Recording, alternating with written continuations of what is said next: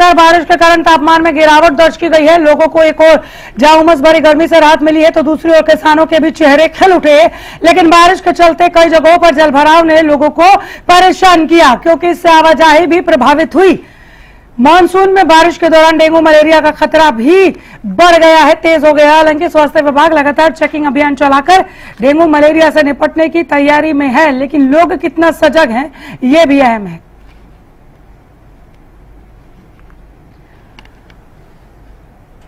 Monsoon के एक बार फिर से सक्रिय हो जाने के बाद पारा नीचे लुढ़का है, तापमान में गिरावट दर्ज की गई। ज्यादातर जगहों पर टेम्परेचर जो है वो कम हुआ है। शीत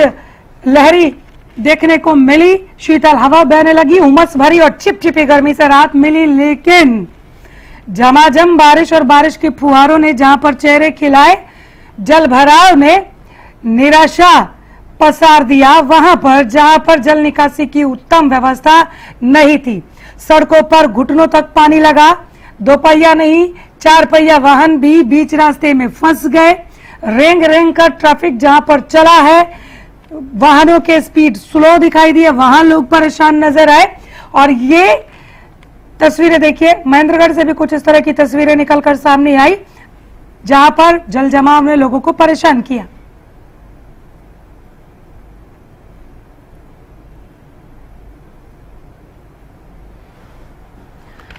करनाल से विकास और महेंद्रगढ़ से राजीव सुल्तानिया हमारे साथ जुड़ गए हैं ज्यादा जानकारी के साथ। राजीव, आपसे शुरू कर लेते हैं, मानसून को लेकर क्या अपडेट है? जी बिल्कुल रामिका जी, मैं आपको बताना चाहूंगा महेंद्रगढ़ जिले में कल से बरसात हो रही है और कल भी 23 mm बरसात महेंद्रगढ़ जिले में देखने को मिली और आज सुबह से भी बरसात होने लग रही है और 4 mm बरसात फिलहाल तक महेंद्रगढ़ जिले में हो चुकी है, क्योंकि पिछले 2 दिन से मानसून जो है हरियाणा प्रदेश के सभी जिलों में एक्टिव हो गई है और आज मौसम विभाग के द्वारा बरसात जो है होने लग रही है। वह 14 जिलों में बरसात का जो है अलर्ट जारी किया गया है। ऐसे में तापमान में भी काफी गिरावट जो है वो देखने को मिली है, क्योंकि पिछले दिनों से लगातार तापमान में वृद्धि देखने को मिल रही थी और महेंद्रगढ़ जिले का तापमान भी 39 डिग्री के पार पहुंच गया था। ऐसे में उमस भरी गर्मी का सामना यहाँ के स्थानीय लोगों को करना पड़ रहा था, लेकिन अभी पिछले 2 दिन से हुई बरसात से तापमान में काफी गिरावट देखने को मिली है और महेंद्रगढ़ जिले का जो तापमान है वो 34 डिग्री पर पहुंच गया है। वही रात्रि का जो न्यूनतम तापमान था उसमें भी गिरावट देखने को मिली है, वो भी 23 डिग्री पर पहुंच गया है। ऐसे में उमस भरी गर्मी से यहाँ के स्थानीय लोगों को काफी राहत मिली है, लेकिन जैसे ही बरसात हुई है उससे कहीं ना कहीं जल भराव की जो स्थिति है वो उत्पन्न हो गई है। मैं बताना चाहूंगा कि हम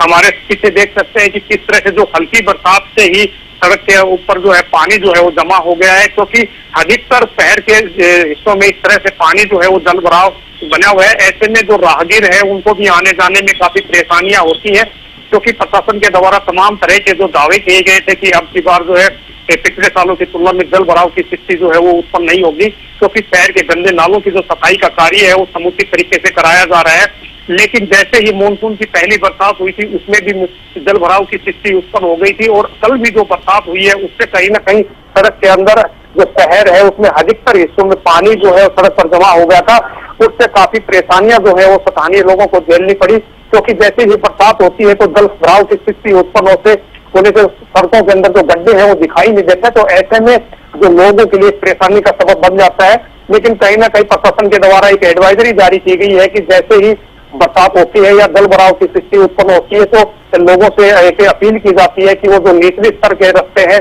उनका प्रयोग ना करें और ऊपरी स्तर के जो रास्ते उनका उपयोग करें। तो ऐसे में लोगों को भी काफी सतर्क रहने की जरूरत है, क्योंकि जैसे बरसात होती है तो कहीं ना कहीं गड्ढे जो होते हैं वो दिखाई नहीं देते हैं। तो ऐसे में लोग जो है वो जो गड्ढे भरी सड़क है या जहाँ पर जल भराव की स्थिति है उन रास्तों का प्रयोग ना करके ऊपरी स्तर के रास्तों का प्रयोग करें। लेकिन मौसम जो है काफी सुहावना हो गया है, जिससे तापमान में गिरावट आने से लोगों ने यहाँ एक राहत की सांस ली है, क्योंकि पिछले दिनों से उमस भरी गर्मी से लोग जो थे उनका हाल बेहाल किया हुआ था। तो ऐसे में फिलहाल जो है वो तापमान जो है वो सामान्य से 2.5 डिग्री नीचे चला गया, तो ऐसे में बिल्कुल जो है लोगों को राहत मिली है। जी विकास, करनाल में मौसम का मिजाज कैसा है? बिल्कुल अनामिका, मैं आपको जानकारी दे दूं, करनाल में मौसम पूरी तरह से सुहावना होना है और यहाँ जिस प्रकार से उमस जैसी गर्मी करनाल की जनता झेल रही थी, कहीं ना कहीं से 2-3 दिन से पूरी राहत मिलती नजर आ रही है और ठंडी हवाएं चल रही है, जिससे कि उमस जैसी गर्मी करनाल में बिल्कुल पूरी तरह से खत्म हो गई। वहीं तापमान की बात करें तो कहीं ना कहीं तापमान में गिरावट देखने को मिली है। जिस प्रकार से यहाँ से 40 डिग्री टेम्परेचर तो 45 डिग्री की तरह महसूस होता था, अब कहीं ना कहीं 32 से 33 डिग्री यहाँ पर टेम्परेचर हो गया और कहीं ना कहीं सुहावना मौसम पूरी तरह से बना हुआ है। और आपको बता दें, जिस तरीके से मौसम सुहावना बना है, कहीं ना कहीं किसानों में भी खुशी की लहर दौड़ बढ़ गई है, क्योंकि देखा जा रहा है कि जिस तरीके से प्री मानसून एक्टिव हुआ था करनाल में, कहीं ना कहीं ढीला पड़ गया था, फिर एक बार प्री मानसून एक्टिव होता नजर आ रहा है, क्योंकि किसानों की धान की बुझाई का सीजन शुरू होगा और सबसे ज्यादा यहाँ पर पानी की आवश्यकता होती है। मगर वह फिर भी बता दें कि आपको जो करनाल का इरिगेशन सिस्टम है, पानी जो ट्यूबवेल और नहरों पर उपलब्ध है, मगर फिर भी किसान उम्मीद करता है कि किसान की बारिश होगी और कहीं ना कहीं इसके खेतों की जो फसल होगी लाभदायक होगी, जिससे कि कहीं ना कहीं किसानों में खुशी की लहर है और लगातार वे टकटकी लगाकर बैठक थी कब बारिश और लगातार जो जिस तरीके से आज बारिश भी देखने को मिली और करनाल में भी मौसम सुहावना बना हुआ है, ठंडी हवाएं चल रही है, रुक रुक कर जिस तरीके से बारिश हो रही है, तो कहीं ना कहीं करनाल की जनता को भी राहत मिली और किसानों के लिए खुशी की भी लहर है। जी अनामिका, किसानों के लिहाज से किस तरह का मौसम, पानी जो मिल रहा है किसानों के लिए, उससे खुश नजर आ रहे हैं क्या राजीव, वो भी बताएं। और साथ में दूसरा सवाल भी ले लीजिए, बीते दिनों की बरसात में महेंद्रगढ़ बहुत परेशान हुआ, जल जमाव ने उन्हें परेशान किया, पानी निकासी की अब कोई व्यवस्था हुई है क्या? अनामिका जी, मैं आपको बताना चाहूंगा, जो बरसात हुई है उससे किसानों में काफी खुशी जो है वो नजर आ रही है, क्योंकि महेंद्रगढ़ जिले की हम बात करें तो महेंद्रगढ़ जिला डार्क जोन के अंदर आता है और यहाँ पर पानी की है बड़ी किल्लत रहती है। लेकिन जैसे ही बरसात होती है तो किसान जो है वो काफी खुश नजर आते हैं, क्योंकि पिछले एक सप्ताह से देख रहे थे कि किसानों ने यहाँ पर बाजरे और कपास की फसल जो थी वो लगाई हुई थी, तो ऐसे में बरसात नहीं होने से और तापमान में लगातार वृद्धि होने से किसानों की जो फसल थी वो सूखने लग गई थी और कहीं ना कहीं पानी की जो किल्लत थी वो फसल के अंदर दिखाई दे रही थी। लेकिन जैसे ही कल से मानसून की जो बरसात शुरू हुई है उससे काफी राहत जो है वो किसानों को मिली है और उस फसल के अंदर भी काफी फायदा जो है वो देखने को मिला है। तो ऐसे में किसान जो है वो भी खुश नजर आ रहा है और किसान के चेहरे पर एक रौनक है, क्योंकि जब फसल के अंदर पानी की कमी थी और फसल जो खराब हो रही थी उसमें कहीं ना कहीं बरसात से काफी फायदा जो है वो देखने को मिला है। लेकिन किसान काफी खुश नजर आने के बावजूद भी यहाँ पर जो बरसात हुई है उसमें शहर के अंदर एक जल भराव और जल जमाव की जो स्थिति है वो उत्पन्न हो गई है, क्योंकि कनीना शहर के अंदर बात करें हम या महेंद्रगढ़ नगर पालिका क्षेत्र की बात करें तो शहर के अधिकतर जो अधिकांश हिस्से हैं उनमें सड़कों के ऊपर पानी जो है जमा हो गया और ऐसे में राहगीर जब वहां से निकलते हैं तो काफी परेशानी का सामना करना पड़ता है, क्योंकि एक तो गंदा पानी जो होता है वो ओवरफ्लो होने से सड़कों पर आ जाता है, तो उसमें कहीं ना कहीं जब स्थानीय लोग वहां से निकलते हैं तो उनके लिए परेशानी बन जाती है। दूसरा, जब पानी सड़क के ऊपर जमा है तो ऐसे में गड्ढे जो है वो भी दिखाई नहीं देते हैं और लोग जो है वो गड्ढों के अंदर से जब निकलते हैं तो उसमें भी कोई हादसा होने की जो संभावना है वो कहीं ना कहीं बढ़ जाती है। लेकिन दूसरी स्थिति जो जल भराव के कारण जो है वो जाम की स्थिति भी उत्पन्न होती है, क्योंकि जब जैसे ही सड़क के ऊपर पानी जमा होता है तो ट्रैफिक जो जाम लग जाता है, क्योंकि बहुत धीरे गति से जो है ट्रैफिक चलता है, तो ऐसे में लोग जो है अपने गंतव्य पर पहुंचने में जहाँ पर आधे घंटे का रास्ता होता है वहां पर 1-1 घंटे का समय लग रहा है। तो ऐसे में कहीं ना कहीं जो प्रशासन की लापरवाही का खामियाजा है वो स्थानीय लोगों को भुगतना पड़ता है, क्योंकि प्रशासन के द्वारा तमाम तरह के दावे किए गए थे कि नगर पालिका क्षेत्र के अंदर जो गंदे नाले हैं या सीवरेज की जो सफाई का कार्य है वो मानसून की एंट्री होने से पहले करा दिया जाएगा और उसका टारगेट 30 जून रखा गया था। लेकिन प्रशासन के द्वारा उन चीजों की गंदे नालों की सफाई कराई भी गई है, लेकिन धरातल सतह पर सफाई जो है वो कुछ हो रही है, यानी कि सफाई के बावजूद भी जल भराव की जो समस्या है वो उत्पन्न हो गई। तो कहीं ना कहीं प्रशासन ने वो एक फॉर्मेलिटीज के तौर तरीके से पूरी की गई है, लेकिन पानी जो है अब भी सड़कों के ऊपर जमा है और गंदे नालों के माध्यम से पानी की निकासी नहीं होने से स्थानीय लोगों को काफी परेशानी जो है वो झेलनी पड़ती है और कहीं ना कहीं ये एक जानलेवा भी साबित हो सकते हैं, क्योंकि जब नाले है गटर है तो वो पानी भराव होने की वजह से दिखाई नहीं देते हैं। तो ऐसे में लोग जो है उनको भी काफी सतर्क रहने की आवश्यकता है, क्योंकि जल भराव वाले जो रास्ते हैं वो उनका उपयोग ना करें और ऊपरी स्तर के जो रास्ते हैं उनका उपयोग करें। जी, डॉक्टर चंद्रमोहन मौसम विशेषज्ञ के तौर पर हमारे साथ जुड़ गए हैं। नमस्कार सर, बहुत स्वागत है आपका। डॉक्टर चंद्रमोहन, जब हम मानसून के एक बार फिर से सक्रिय हो जाने की बात कर रहे हैं, जल जमाव की भी स्थिति कई जगहों पर पनपी है, महेंद्रगढ़ से भी आपने अगर कार्यक्रम में सुना तो वहां पर भी काफी पानी लगा, ऐसे में डेंगू मलेरिया के भी चांसेस जो है वो बढ़ जाते हैं। क्या सुझाव देना चाहेंगे आप लोगों को? बिल्कुल, देखिए आप बिल्कुल यही सुझाव है कि ये हर बार जो बारिश की जो परिस्थितियां जो बनती हैं मानसून के दिनों में, तो सरकार और प्रशासन तो अपना काम करती ही है, साथ में आमजन को यही है कि वो अपनी जो घरों की जो नालियां हैं उसमें जो मतलब पॉलीथीन या इस प्रकार का जो अडंगा या इस प्रकार का मटेरियल ना डाले जिससे नालियां रुके या सीवर ब्लॉकेज होते हैं। तो साथ में जो सार्वजनिक जो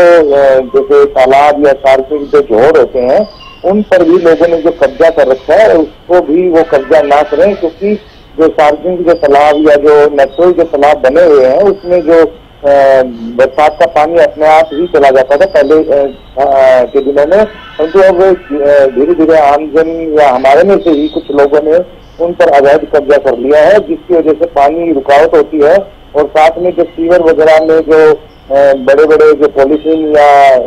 काफी इस प्रकार का मटेरियल डाल देते हैं जिससे आम जन की भी भागीदारी होनी चाहिए इस टाइप की चीजों में। प्रशासन और सरकार तो अपने काम लगातार करती रहती है, आम जन को भी यही सुझाव दिए जाते हैं कि कम से कम इस प्रकार का मटेरियल